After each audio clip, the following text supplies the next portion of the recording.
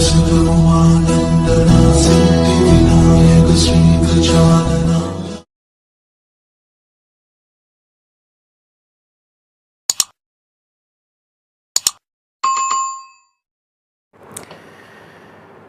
जय हिंद, जय भारत। नमस्कार दोस्तों, स्वागत है आप सबका एक बार फिर से आप सबके अपने चैनल स्काई स्पीक्स पर। आज धनु लगन की बात करेंगे और मेरी आपसे गुजारिश है कि इस गोचर फल को या इस राशि फल को केवल और केवल धनु लगन से ही देखिएगा। तो धनु लगन के जातकों के लिए अक्टूबर का महीना कैसा रहने वाला है, आज इसके ऊपर चर्चा करेंगे। आपकी कौन सी दशा अंतरदशा आपको क्या फल देने वाली है वर्तमान में, इस पर चर्चा करेंगे। इसके अलावा यदि दोस्तों आप मुझसे किसी भी प्रकार का निजी ज्योतिषीय परामर्श लेना चाहते हैं, स्क्रीन पर मेरा व्हाट्सएप नंबर दिया हुआ है। आपसे निवेदन है, इस नंबर पर पहले व्हाट्सएप के ज़रिए मैसेज भेज के परामर्श शुल्क की जानकारी ले लीजिए और यदि उचित लगे तो आप अपना अपॉइंटमेंट बुक करवा सकते हैं। तो सबसे पहले हम जानते हैं ग्रहों की चाल के बारे में। धनु लगन से बृहस्पति और शनि आपके द्वितीय भाव में है। बृहस्पति मकर राशि में नीच माने जाते हैं, वक्र अवस्था में है, और शनि भी अपनी स्वराशि में है किंतु वक्र अवस्था में है। राहु आपके छठे भाव में है, वृषभ राशि में। चंद्रमा अष्टमेश हैं, अष्टम भाव के स्वामी हैं चंद्रमा। सूर्य एवं मंगल आपके दशम भाव में हैं। सूर्य 17 अक्टूबर को अपनी नीच राशि तुला राशि में प्रवेश करेंगे, मंगल 22 अक्टूबर को। बुध एवं शुक्र 2 अक्टूबर को ही तुला राशि से प्रस्थान कर जाएंगे। बुध वक्र होकर वापस अपनी कन्या राशि उच्च राशि में आएंगे 2 अक्टूबर को। शुक्र 2 अक्टूबर को केतु के साथ 12वें स्थान में युति योग बनाने जा रहे हैं। धनु लगन में लग्नेश जो हैं बृहस्पति हैं, लगन के स्वामी देवगुरु बृहस्पति हैं। तो सबसे पहले हम बृहस्पति से ही शुरुआत करेंगे कि जिन भी जातकों को इस समय बृहस्पति की दशा अंतरदशा चल रही है उनको बृहस्पति कैसा और क्या फल देने वाले हैं। आगे बढ़ने से पहले एक चीज़ और बता दूं, वीडियो को अंत तक ज़रूर देखिएगा क्योंकि वीडियो के अंतिम भाग में हम बात करेंगे इस महीने आपके बनने वाले शुभ वार, शुभ तिथि, शुभ रंग एवं विशेष शुभ उपाय के बारे में। तो बृहस्पति की दशा अंतरदशा जिनको चल रही है वर्तमान में, बृहस्पति वक्री हैं, नीच हैं। लग्नेश और चतुर्थेश बृहस्पति द्वितीय भाव में पहुंच चुके हैं और यहां पर बृहस्पति अभी 20 नवंबर तक नीच अवस्था में रहेंगे, वक्री रहेंगे 18 अक्टूबर तक। लग्नेश का धन भाव में जाना, नीच हो जाना, चतुर्थेश का धन भाव में जाना, नीच हो जाना, वक्री हो जाना अभी आपके कार्यों में व्यवधान पैदा करता है, डिले पैदा करता है। वक्री ग्रह के बारे में बहुत लोगों को ये भ्रम है कि शुभ ग्रह जब वक्री होगा तो शुभ फल पैदा करेगा। ये भ्रम अपना दूर कर लीजिए। वक्री ग्रह चाहे शुभ हो, चाहे क्रूर हो, चाहे पापी हो, कभी भी शुभ फल नहीं देता। वक्री का अर्थ होता है उल्टा चलना, विपरीत जाना। वक्री का अर्थ होता है कि ग्रह जो है अपना फल विलंब से देगा और यहां पर तो वक्री के साथ साथ बृहस्पति नीच भी है। लग्नेश होकर के बृहस्पति का धन भाव में नीच होना आपके कार्यों में रुकावट पैदा करता है, आपके धन के मार्ग में रुकावट पैदा करता है। इसके अलावा चतुर्थेश का आपके धन भाव में जाना, नीच होना, वक्र होना आपके जमीन जायदाद संबंधी कार्यों में विलंब पैदा करता है, आपके शिक्षा संबंधी क्षेत्र में आपको डिले पैदा करता है।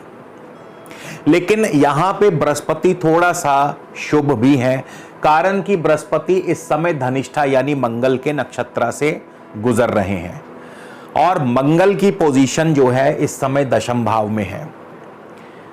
तो यहां पे बृहस्पति में शुभता भी आई है और वो कैसे कि दशम भाव में मंगल जो है मान प्रतिष्ठा की वृद्धि करते हैं। मंगल के जुड़े कार्यों से आपको लाभ होगा। अब धनु लगन में मंगल का क्या रोल है? धनु लगन में मंगल पंचमेश हैं और द्वादशेश हैं। पंचमेश और द्वादशेश होकर के आपके दशम भाव में बैठे हैं, तो यानी कि आपको शेयर मार्केट से सफलता दिलवाते हैं, आपका निवेश बढ़ता है, व्यापार में आपका निवेश बढ़ता है, फॉरेन अफेयर्स, फॉरेन बिजनेस में आपको लाभ और सफलता अर्जित करवाते हैं। इसके अलावा ज़मीन में आपका निवेश बढ़ सकता है, यानी खर्च बढ़ेगा। अभी वहाँ से लाभ नहीं होगा लेकिन खर्च ज़रूर होगा। बिजनेस एक्सपेंशन हो सकती है। मंगल का दशम भाव में होना राजनीतिक सामाजिक क्षेत्रों से भी आपको सफलता दिलाता है। मंगल 22 अक्टूबर को चले जाएंगे लाभ स्थान में, तो और भी अधिक लाभ करवाते हैं। पंचमेश का लाभ स्थान में जाना, संतान पक्ष की तरफ से लाभ होगा, संतान से लाभ होगा, संतान की वृद्धि होगी, लव लाइफ बढ़िया चलेगी। ये हम बात कर रहे हैं बृहस्पति की, जिनको बृहस्पति की दशा अंतरदशा चल रही है। इसके अलावा पंचमेश का लाभ स्थान में जाना आपकी लव लाइफ, प्रेम संबंधों में सफलता दिलाता है। और मंगल जो है द्वादशेश हैं, तो निवेश भी बढ़ता है, खर्च भी बढ़ते हैं। ये खर्च आपके ज़मीन जायदाद को लेकर के हो सकते हैं, प्रॉपर्टी में निवेश हो सकता है, बिजनेस में निवेश हो सकता है, जो विदेशी व्यापार है उसमें आपको निवेश हो सकता है। तो बृहस्पति की दशा अंतरदशा जो है इस प्रकार से आपको मिला जुला फल प्रदान करेगी। किसी किसी सेक्टर में आपको थोड़ा सा विलंब देखने को मिल सकता है, अभी रिजल्ट्स वहाँ से नहीं मिलेंगे आपको, लेकिन कोई कोई सेक्टर जो है उसमें आपको अपेक्षाकृत लाभ अधिक होगा। शनि की बात कर ली जाए कि शनि की दशा अंतरदशा जिनको भी चल रही है वर्तमान में कैसा और क्या फल देगी। देखिए, धनु लगन के जातकों के लिए जो शनि है इस समय धन भाव में चल रहे हैं, और शनि द्वितीयेश भी हैं, तृतीयेश भी है, लेकिन वक्री हैं। धनेश का धन भाव में वक्री होना यहां पर धन के मार्ग में धनेश होकर के भी विलंब पैदा करता है, आमदनी को कमजोर करता है, रुकावट पैदा करता है। कुटुंब में, परिवार में किसी बात को लेकर के अनबन भी हो सकती है, या परिवार में किसी बात को लेकर के तनाव का माहौल हो सकता है। शनि जो है श्रवण नक्षत्र में है, चंद्रमा के नक्षत्र में है, चंद्रमा अष्टमेश है, और अष्टमेश होने के नाते अगर चंद्रमा आपकी कुंडली में शुभ स्थिति में नहीं है तो फिर आपके मार्ग में, आपके व्यवसाय में, आपके कारोबार में, आपकी नौकरी में, आपके धन में, हर बार हर बात में आपके लिए अवरोध पैदा करेंगे, रुकावट पैदा करेंगे, दिक्कतें पैदा करेंगे। धन अगर आएगा भी तो रुक रुक कर आएगा और दुख के साथ आएगा, क्योंकि अष्टम भाव जो है ये पीड़ादायक भी माना गया है। तो धनेश का अष्टमेश के नक्षत्र में होना, धन प्राप्ति तो होती है रुक रुक कर और पीड़ा के साथ, यानी धन के पीछे कोई ना कोई दुख भी छिपा होगा। तो शनि की दशा अंतरदशा भी अभी आपको ज्यादा शुभ प्रभाव नहीं दे पाएगी। जब तक शनि वक्री हैं तब तक तो बिल्कुल नहीं, और शनि जो है 11 अक्टूबर तक अभी वक्र रहेंगे। जैसे ही शनि मार्गी होंगे तो इनके फल में एकदम से चेंज आएगा, अंतर आएगा। राहु की दशा अंतरदशा कैसा और क्या फल प्रदान करेगी। राहु आपके छठे भाव में है, नौकरी के लिए बढ़िया है, नौकरी में अनुकूलता प्रदान करते हैं, प्रतियोगी परीक्षाओं में सफलता प्रदान करते हैं। स्वास्थ्य के लिए उतने बढ़िया नहीं माने जा सकते, कोई ना कोई स्वास्थ्य संबंधी दिक्कत या परेशानी दे सकते हैं। और छठे भाव में शुक्र की राशि में है, शुक्र 2 अक्टूबर को चले जाएंगे 12वें स्थान में।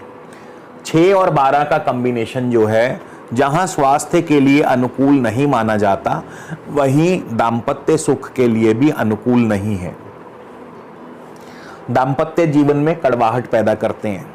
हालांकि शुक्र लाभेश भी हैं, लेकिन इस समय वर्तमान में शुक्र जो है 12वें स्थान में है, तो खर्च बढ़ाएंगे, अनावश्यक रूप से खर्च बढ़ेंगे।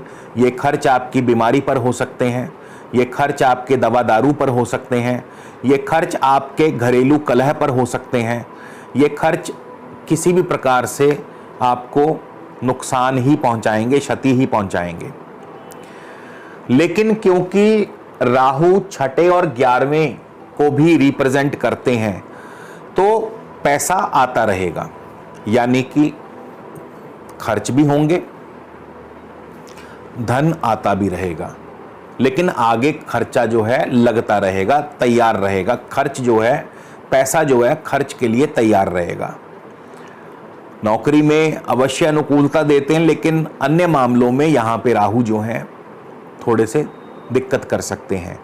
और किसी सहकर्मी के द्वारा आपकी पीठ पीछे कोई ना कोई शत्रुता भी जाहिर हो सकती है, यानी कोई आपके नौकरी में, आपके कार्य क्षेत्र में कोई सहकर्मी आपके खिलाफ कोई ना कोई कार्यवाही कर सकता है, क्योंकि राहु जो है गुप्त शत्रु भी हैं। अष्टमेश चंद्रमा की बात कर लें कि चंद्रमा की दशा अंतर्दशा कैसा और क्या फल देगी। पराशर ज्योतिष में सूर्य एवं चंद्रमा को ये कहा गया है, बताया गया है कि सूर्य एवं चंद्रमा को अष्टमेश होने का दोष नहीं लगता। कुछ हद तक ये बात सही भी है, लेकिन अगर चंद्रमा स्वयं आपकी जन्म पत्रिका में शुभ नहीं है, या शुभ स्थान में नहीं है, या पाप पीड़ित हैं, तो फिर चंद्रमा आपको शुभ फल नहीं दे पाएंगे। फिर वहां पे अष्टमेश होने के दोष वाली बात जो है नेगेटिव हो जाती है। तो बहुत जरूरी है, चंद्रमा की अपनी स्थिति कैसी है आपकी अपनी कुंडली में, उस पर निर्भर करता है। अष्टमेश होने के नाते चंद्रमा आयुष्य के लिए बढ़िया है, आयुष्य की वृद्धि करते हैं, लेकिन कार्यों में रुकावट भी पैदा करते हैं, और खास करके चंद्रमा की दशा अंतर्दशा में मानसिक रूप से आपको पीड़ा भी देते हैं। अगर जरा से भी पाप पीड़ित हुए तो मानसिक रूप से पीड़ा, पढ़ाई में बाधा, रोग, शोक, दुख आदि भी दे सकते हैं। सूर्य आपके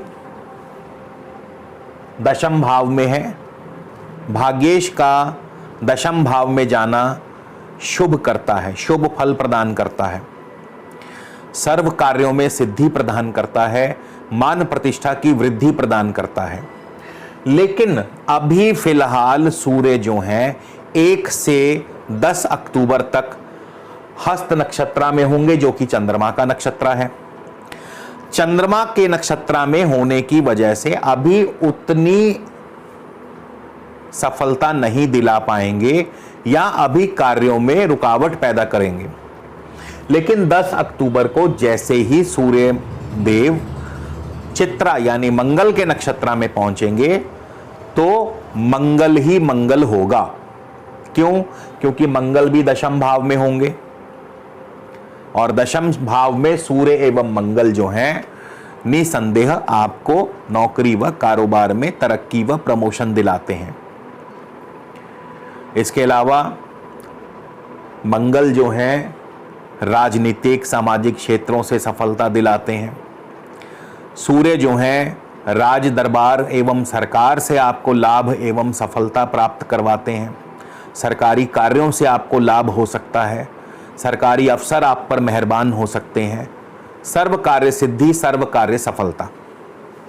इसके बाद मंगल पंचमेश हैं, और पंचमेश होकर और द्वादशेश भी हैं। तो पंचमेश और द्वादशेश क्या करते हैं? निवेश बढ़ा देते हैं, या निवेश जो है कारोबार में हो सकता है, यह निवेश जो है शेयर मार्केट में हो सकता है, यह निवेश जो है प्रॉपर्टी में हो सकता है। इसके बाद 24 अक्टूबर को सूर्य चले जाएंगे स्वाति नक्षत्र में, राहु के नक्षत्र में। अब यहां पे सूर्य जैसे ही राहु के नक्षत्र में प्रवेश करेंगे, सूर्य तब तक 11वें स्थान में अपनी नीच राशि में पहुंच चुके होंगे और राहु के नक्षत्र में होंगे। एक तो सूर्य का नीच राशि में होना, राहु के नक्षत्र में होना। सूर्य और राहु परस्पर शत्रु हैं। राहु ही है जो सूर्य को ग्रहण लगाते हैं और राहु शुक्र की राशि में है, शुक्र 12वें स्थान में है। तो यहां पर पूर्ण रूपेण सूर्य को ग्रहण लग जाएगा। एक तो राशि से नीच हो जाएंगे, दूसरा नक्षत्र भी शत्रु नक्षत्र है। तो यहां पे क्या होगा कि आपके कार्यों में रुकावट, नौकरी में रुकावट, शत्रु आपको परेशान करेंगे, शत्रुओं से परेशानी, कोई ना कोई स्वास्थ्य संबंधी चिंता। और चूंकि सूर्य लाभ स्थान में नीच हो जाएंगे, शुक्र की राशि में नीच हो जाएंगे, तो किसी महिला सहकर्मी या किसी महिला के द्वारा आपके ऊपर कोई आपकी छवि को धूमिल करने का प्रयास भी किया जा सकता है। तो ऐसे में आपको अपने चरित्र पर बहुत सोच समझ करके ध्यान रखना है, अंकुश लगाना है, क्योंकि सूर्य तुला राशि में नीच है, सूर्य राहु के नक्षत्र में है, राहु शुक्र की राशि में है 6ठे भाव में, और शुक्र 12वें स्थान में केतु के साथ है। तो यह जो संयोग बन रहा है 6ठे भाव का, 12वें भाव का सूर्य का नीच हो जाना, ये किसी महिला मित्र या सहकर्मी या ऑपोजिट सेक्स के द्वारा आपके ऊपर जो है आपकी छवि बिगड़ सकती है और आपको ऐसे में अपने चरित्र पर संयम रखना होगा, अंकुश लगाना होगा, क्योंकि ऐसी कोई हरकत करने की चेष्टा भी मत कीजिएगा, अन्यथा आप किसी बड़ी मुसीबत में फंस सकते हैं। इसके बाद मंगल की बात कर ली जाए तो मंगल आपको क्या फल प्रदान करेंगे। मंगल भी 1 अक्टूबर को हस्त नक्षत्र में होंगे। तो मंगल की दशा अंतरदशा में भी शुरुआती जो 10 दिन है वो अभी कार्यों में रुकावट पैदा होगी, क्योंकि चंद्रमा जो है हस्त नक्षत्र के स्वामी चंद्रमा अष्टमेश है। लेकिन 11 अक्टूबर को मंगल भी अपने स्व नक्षत्र में प्रवेश कर जाएंगे। मंगल अपने स्व नक्षत्र में 11 अक्टूबर को मंगल दशम भाव में है। कार्यों में सिद्धि, मान प्रतिष्ठा की वृद्धि, सफलता, लाभ, नौकरी में प्रमोशन, तरक्की। पंचमेश हैं, शेयर मार्केट से लाभ की स्थिति, शेयर मार्केट में निवेश बढ़ेगा। और द्वादशेश हैं तो खर्च भी बढ़ेंगे, निवेश भी बढ़ेगा, जमीन जायदाद में निवेश हो सकता है, कारोबार में निवेश हो सकता है। तो मंगल 22 अक्टूबर को चले जाएंगे लाभ स्थान में, तो और भी ज्यादा लाभ और सफलता दिलाते हैं, आमदनी की वृद्धि करते हैं, सर्व कार्य सिद्धि करते हैं। लेकिन यहां पे सूर्य के साथ, नीच के सूर्य के साथ होंगे। और यहां पे मंगल की दशा अंतरदशा में भी आपको थोड़ा सा अपना ध्यान रखना है, चोट आदि की संभावना बन सकती है, आपकी छवि धूमिल हो सकती है, तो इन चीजों का आपको ध्यान रखना है। अब बुध की बात कर लें। बुध की दशा अंतरदशा, बुध जो है आपके सप्तमेश और दशमेश हैं बुध, और वक्र होकर के वापस अपनी उच्च राशि में आने वाले हैं। तो यहां पे बुध जो है सप्तमेश और दशमेश होकर के अपने उच्च राशि, उच्च स्थान, मूल त्रिकोण स्थान में आने वाले हैं। तो कारोबार की वृद्धि करेंगे, दाम्पत्य सुख की वृद्धि करेंगे, नौकरी में सफलता दिलाएंगे, यानी सर्व कार्य सिद्धि प्राप्त कराएंगे। मंगल, बुध भी 1 अक्टूबर को चित्रा यानी कि मंगल के ही नक्षत्र में है। मंगल भी दशम भाव में ही होंगे उस समय। तो मंगल के माध्यम से भी सफलता और लाभ दिलवाते हैं, मान प्रतिष्ठा की वृद्धि करते हैं। बुध चले जाएंगे 9 अक्टूबर को हस्त नक्षत्र में, चंद्रमा के नक्षत्र में। तो जब तक चंद्रमा के नक्षत्र में है, चूंकि चंद्रमा अष्टम भाव के स्वामी है, तो यहां पर अभी कार्यों में थोड़ा सा व्यवधान या अवरोध पैदा कर सकते हैं, नुकसान करा सकते हैं, धन हानि करवा सकते हैं। बुध मंगल के नक्षत्र में थे तो लाभ होगा, बुध चंद्रमा के नक्षत्र में आए तो थोड़ा सा जो है ब्रेक लगेगी। मैं ये नहीं कह रहा नुकसान होगा, लेकिन कार्यों में थोड़ी सी ब्रेक अवश्य लग सकती है। तो बुध की दशा अंतरदशा, जब तक बुध चंद्रमा के नक्षत्र में रहेंगे तब तक आपके कार्यों में व्यवधान पैदा करते रहेंगे। शुक्र की बात कर लें कि शुक्र की दशा अंतरदशा आपको कैसा और क्या फल प्रदान करेगी।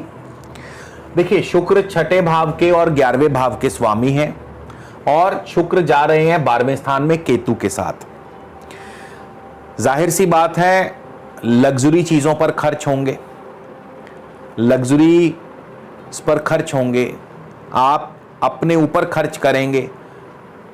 छठे भाव के स्वामी हैं, 11वें भाव के लाभ स्थान के स्वामी हैं, 12वें स्थान में जा रहे हैं तो खर्च बढ़ाएंगे अनावश्यक रूप से।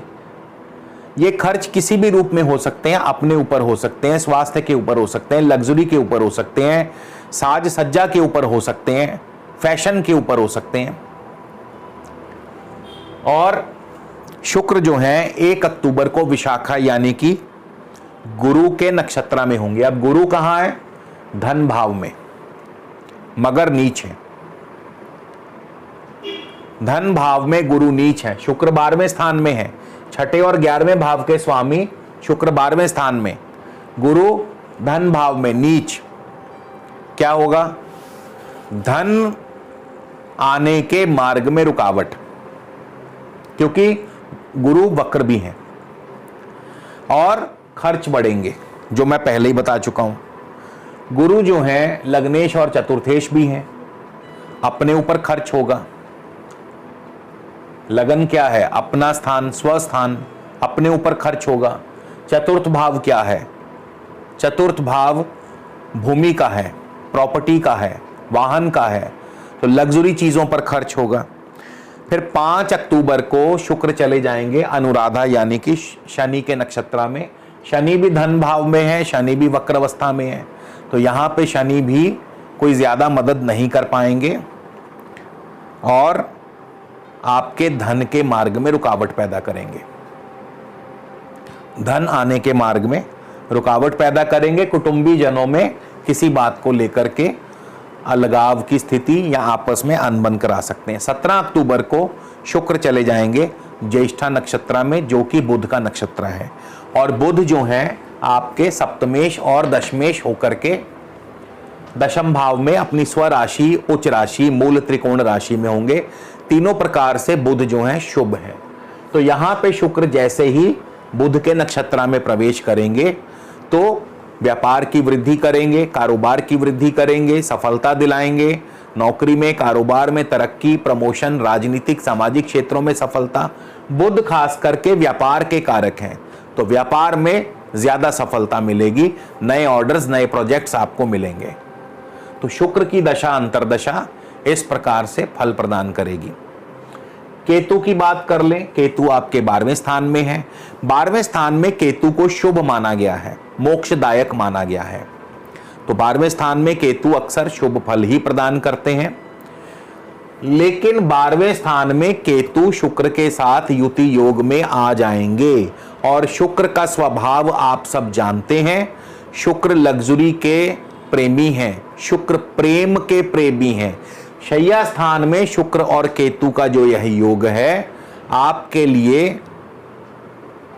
दिक्कतें पैदा कर सकता है। कैसी दिक्कतें? यहां पर आपको अपने चरित्र की संभाल रखनी है, अन्यथा आप मुसीबत में पड़ सकते हैं। 12वें स्थान में शुक्र और केतु का योग आपके लिए नुकसान की स्थिति बना सकता है यदि आप अपने चरित्र पर काबू नहीं रखते हैं। इसके अलावा केतु शुक्र के साथ हैं, छठे और 11वें भाव के स्वामी हैं शुक्र, तो नौकरी के लिए नौकरी में अनुकूलता प्रदान करते हैं और धन लाभ भी बढ़िया होगा, लेकिन खर्च भी बढ़ेंगे, जैसा कि शुक्र की आदत है लग्जरी चीजों पर खर्च करना। मंगल की राशि में हैं, केतु मंगल का भी प्रभाव देंगे। मंगल दशमेश दशम भाव में होंगे, नौकरी कारोबार में तरक्की भी दिलवाते हैं। मंगल पंचमेश हैं तो आपके शेयर मार्केट में निवेश बढ़ेगा, और मंगल द्वादशेश भी है, खर्च भी बढ़ेगा। अब यहाँ पे मंगल की राशि में केतु बैठे हैं, 12वां स्थान स्वास्थ्य हानि का भी है, और ये स्वास्थ्य हानि चोट के माध्यम से हो सकती है, या वैसे ही किसी अन्य रोग या बीमारी की वजह से भी स्वास्थ्य हानि हो सकती है। तो अपने स्वास्थ्य पर भी खर्च बढ़ सकता है। तो इस प्रकार से जो सभी नवग्रह हैं आपको मिला जुला फल प्रदान करते हैं। एक ग्रह कभी भी एक जैसा फल नहीं देता। जब जब वो अपनी राशि अथवा नक्षत्र परिवर्तन करेगा उसके फल में भिन्नता आएगी। तो सबको एक जैसा फल भी नहीं मिलता, सबको अलग अलग फल मिलता है। किसी को बृहस्पति की दशा चल रही है, किसी को राहु की दशा चल रही है, किसी को सूर्य की दशा चल रही है, किसी को शुक्र की दशा चल रही है। तो लगन एक है लेकिन फल सबको अलग अलग मिलेगा। तो इन चीज़ों का ज़रूर ध्यान रखें। अब वीडियो के अगले हिस्से में बात करेंगे आपके शुभ रंग के बारे में, शुभ वार के बारे में, शुभ तिथियां और आपके विशेष उपाय के बारे में। तो चलिए दोस्तों, जानते हैं इस महीने के आपके शुभ रंग, तिथि, वार एवं उपाय के बारे में। इस महीने आपके लिए जो सर्वोत्तम शुभ रंग बनता है लाल रंग। लाल रंग का प्रयोग आप सभी शुभ कार्यों के लिए कर सकते हैं। आप हो सके तो सुबह अपने काम पर जाने से पहले अपने मस्तक पर कुमकुम का टीका भी लगा सकते हैं। शुभ वार है मंगलवार, यानी मंगल के दिन आप शुभ कार्य कोई भी कर सकते हैं। यदि जल्दबाजी में कोई मुहूर्त ना बनता हो तो मंगलवार के दिन का प्रयोग कर सकते हैं।